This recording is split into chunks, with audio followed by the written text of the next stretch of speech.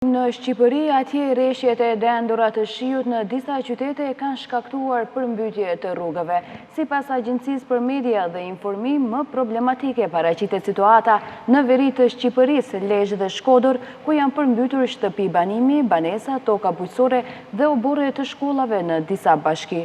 Në qarkun Shkodër, si pasojë e rreshjeve intensive, ka përmbytje banesash të mbi 15 familjeve në malësi të madhe.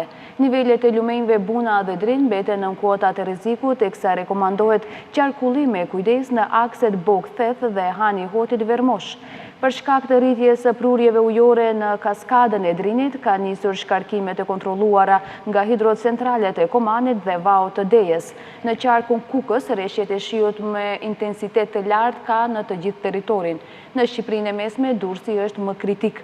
Disa akse rrugore në qytetin Bregdetar janë mbuluar nga uji dhe janë bërë tërësisht të pakalueshme, duke paralizuar qarkullimin e automjeteve dhe të këmbësorëve.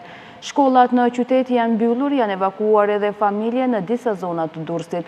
Në Tiranë, autoritetet e qytetit i kanë thënë ATSH se situata nuk paraqet rrezikshmëri në kryeqytet.